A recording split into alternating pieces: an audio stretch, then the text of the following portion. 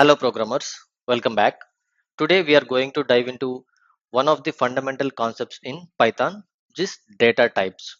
Understanding data types is crucial because they define the nature of data in your programs and determine how you can manipulate that data.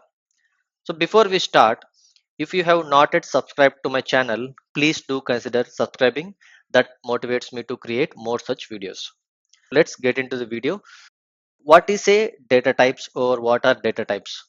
So in programming, a data type is a classification or categorization of data items. It represents the kind of value that tells the computer how the programmer intends to use the data. So Python is a dynamically typed language, which means you don't have to explicitly declare the type of variable when you create one, but Python does this for you automatically. Let's explore the most common data types in Python. So let's start with integers. Basically, integers are whole numbers, positive or negative, without a decimal point. When you say x equal to 5 or y equal to minus 10, z equal to 10,000, so all these are integers. Any whole number that you assign to a variable will be treated as an integer. Once you assign a value to a variable, to check the data type, you can use type of that variable so that it will display the type of that variable. Basically, in this case, it would display class of integer. So let me open the Python terminal and I would like to say x equal to 5, assigning an integer value to x. If I just print type of x, it will say it's class of integer. So even when we do y equal to minus 10 and print type of y, it will tell it's also a class of integer. Even we can do it for very big numbers, just let's say 10 lakhs. So and if you do type of z, it will also print this as an int. So integer is basically the whole number without a decimal point, and the integers can be both positive or negative numbers.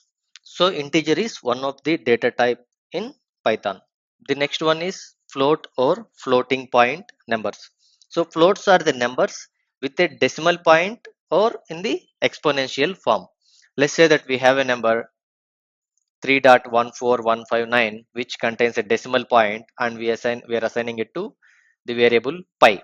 So as it is having a decimal point, it's of float data type. And e equal to 2.71828, this is also an floating point number. And Avogadro number, which is 6.022 exponential of 23, this is also a floating point number. Pi equal to 3.14159. If we check the type of pi, it will say it's of class float. Same thing with e 2.71728, which is again going to be a floating number. And if you check this, the other one, Avogadro, which is 6.022e23,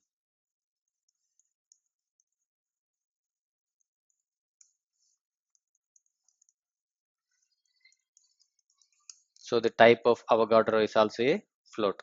So any number which a decimal or in an exponential form is a floating point number in Python. And the next one, the most important one, is the strings. So strings are basically the sequence of characters enclosed in a single or double quotes. So when you say the name equal to Dinesh, so this is sequence of characters Dinesh. They are enclosed in double quotes, or they can also be enclosed in single quotes. So these are basically string data types. And the other one is message equal to hello space world, which is also a sequence of characters. So everything within the double quotes is a character. So strings can also have multi-line strings, meaning when we use triple quotes, so this is a multi-line string. So this is how we declare multi-line strings. An important point to note here is that strings are immutable, meaning so once the string is created, we cannot change the value of the string. So it is Dinesh. Maybe we can assign a different string to the same variable name and it will be overridden with the existing one, but we cannot change the string. Now let's run these sample things. So I am assigning name to be Dinesh. If I check the type of variable name, it says class of string. It can also have spaces. It's a message equal to hello space world and an exclamatory mark. And if you check the type of message, so it is also a string. So to create multi-line string, let's say that multi-line is going to be multi-line string, we use triple quotes, and this is a multi-line string. To close this, we need to provide triple quotes. See, if you type multi-line, it says this is a slash n multi-line string. So this slash n is to indicate the new line. And if you check the type of multi-line, this is also a string. So these are string data types in Python. So the other one is Boolean. So Booleans usually represent the truth values, either true or false. So like is Python function equal to true? This is a Boolean value, and is coding boring is equal to false. This is also a Boolean. Let us try to check this one. Is Python function true? And if you check the type of this variable, it says class bool, which is Boolean. And the other one is coding boring. Let's assign a value false. And if you check the type of this variable, it says of class Boolean. And Boolean can only have two things, which is true or false. There is no third variable or third value for Boolean. It only has two values, true or false. In most of the cases, Booleans will be result of the comparison operators. Let's say that we have two variables, and if you compare between those two variables, and you will get some result. That result will be a Boolean result. It can be true or false. Let's say that Ramesh is taller than Suresh. It can be true or false. And age of Ramesh is less than age of Dinesh. So it can be true or false. So it has only two values, which is true or false. Let us see how we use Boolean values in coding. So let's say that x is 5 and y equals 10. So when you say x less than y, so x is 5, y is 10. So x less than y, which is true. When you run this, it will show us true, meaning x is less than 5. When you say x is greater than y, which is a false case, if you run this, we can see false. So Boolean is basically the result of comparison operators, which is x and y less than or greater than or equal or anything. So now next the interesting data type is list. So lists are basically ordered and mutable sequence of elements. So they can contain elements of different types. So let's say that you have a variable fruits and it has three fruits: apple, banana, and cherry. So three fruits are enclosed in square brackets. So this is going to be one list. So fruits is a list and it has three elements: apple, banana, and cherry. And mix can contain different type of elements, meaning in the mix list that I have declared here, it has an integer data type, which is one. It has a string data type, that is hello. It also has a floating data type, which is 3.14, and it also has a boolean. So this is completely valid. So list can have different data types of elements. And let us try to create a list. Let's say that fruits equal apple, banana, cherry. So this is how we create a list. And if you check the type of fruits, it will say it's a class of list. And for accessing the elements in the list, you can do it by using index. So the index in a list will start from 0, and for fruits it has three elements. So it has zeroth element, first element, and second element.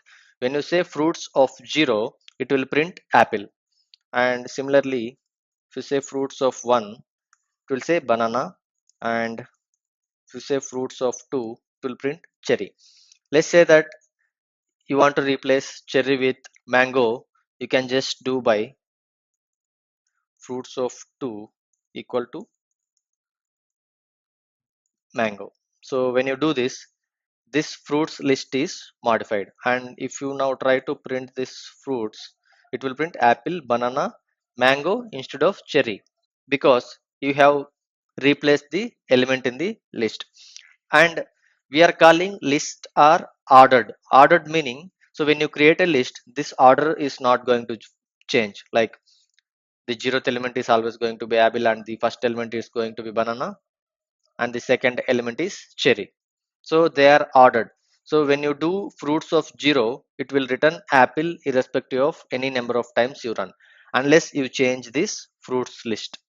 So if you replace apple with something else, it might come, but if you are not replacing and if you are accessing fruits of 0th element, it will always return apple. It is not going to return any random element. So that is why lists are ordered sequence of elements. And the next interesting one is the tuples. Tuples are similar to list, but they are immutable. So for creating tuples, we use small braces. Let's say that coordinates equal to 0 and 20, it's a tuple. RGB equal to 2550128, it is also going to be a tuple. So they are very similar to list, but they are immutable. Let us see what this immutable means. Let's say coordinates are 0 and 20, and if you print type of coordinates, it says it is of class tuple. Now let's say that you want to access the first coordinate, it will print, you can access similar to how you do it for list. And if you do it, so it will provide the second element like 0th and first element as we do it in list. Now if you just print complete coordinates, you will see everything. But let's say that you want to change 0 comma 20 to 0 comma 40. So if you do it coordinates of 1, if you make it 40 instead of 20, it will fail. So because tuple doesn't support item assignment, meaning once a tuple is created, it is immutable, you cannot change it, but you can replace the elements in the tuple. Let's say that if you have coordinates, you can make it 0 comma 40. You can, this is like creation of new variable, like the old variable will get deleted and the new one will get created, and this is completely possible. But if you want to change one element in this tuple, that is not possible, because tuple once created, it's immutable, you cannot change anything. And the next one, which is most important in Python, and this is also part of many interview questions, which are dictionary data type. So dictionaries are basically unordered collection of key value pairs. So unordered meaning, we have seen that lists are ordered. When you say list of 0, it will show us the 0th element. List of 1 is the first element. So in the case of dictionaries, it's a key value pair. So let's, that person is declared as a dictionary. For declaring any variable as a dictionary, you need to use flower braces. And inside that, you have three elements. The first element has key and a value. The key is name and value is John. Again, the key is age and value is 30, and the key is city and the value is Hyderabad. So dictionaries contains key value pairs. So whereas in list we have seen that it contains just one element per record, but for dictionaries it has two things. One is key and the other one is value, and they are unordered, meaning when storing, dictionaries are not stored in order, they will be stored in a random fashion. Let's see how we declare a dictionary. Let's say that I am going to declare person variable as a dictionary. I use flower bracket, and I want to say name. Name is Dinesh, and I have another key age. Age is 29, and I have another one city. City is Hyderabad. So this is a dictionary. When you just check the type of person, it says class of dictionary. To access the elements in the dictionary, you can just print person for complete dictionary, and you can also print person name to just get the first record. So person name is going to be Dinesh, and similarly person age is going to be 29. So if you provide key to the dictionary, it will retrieve you the value. So dictionaries are basically key value pairs. And one more important concept that we would like to learn while we are learning data types is that type conversion. So Python allows you to convert between different data types. Let's say that you have an integer and you would like to convert that into a floating point number. You can do it by using this float keyword. And if you want to convert into string, you can just use this string keyword. Let us see how we do that. Let's say that x equal to 5, and if you check the type of x, it says that it's of class integer. Now we want to declare one more variable y, and you want the floating point version of x. If you do this, y will have a value which is 5.0. Actually we declared 5 as a value for x, and we just reassigned x to y but converting into float. So when you do this, x will be converted into floating point and will be assigned to y. And if you want to convert that to string, so when you print z, it will be printed in single quotes, meaning it is now a string. And if you check type of z, it says class of string. Similarly, if you check type of y, it will say class of float, which is a floating point, and this is going to be a string. And you can also convert, let's say that a equals to float of 10. So this is also possible. When you print a, it says 10.0, and b equal to string of 6. So when you print b, it will be stored as a string. And let's say that you have a string and str equals to some string, and you would like to convert this string to a integer. So if you do like str1, or if you do int1 equals to int of str, if you do this, it will fail because string cannot be converted into an integer. So integer to string is possible, but string to integer is not possible because logically there is no integer inside the string, it's only a string. So if some integer is present inside the string, that conversion is possible. Let's say you have string and we have 5 inside that string. So if you print string, it says it has 5. And if you want to do it int, so you can do type converter int and say str. So this is possible because we have an integer which is in the string form. If you want to convert to integer, this is completely possible. But if we have some string in this string, if you want to convert that string to integer, which is logically not possible, and this is not possible in Python as well. And for checking the data types, you can just use this type of any data type. Let's say the type of str, which is a string. It says string, so str is basically string. So str is a string, not a variable. Understanding these basic data types is crucial as you begin your Python journey. As you progress, you will learn how to work with these types more extensively and create your own custom data types using classes. Remember, Python's dynamic typing means you can reassign variables to different data types. So this flexibility is one of the Python strengths, and but it will also means that you need to be aware of what type your data is at any given time. So practice working with these different data types, and soon you will be manipulating data in Python like a pro. Happy coding.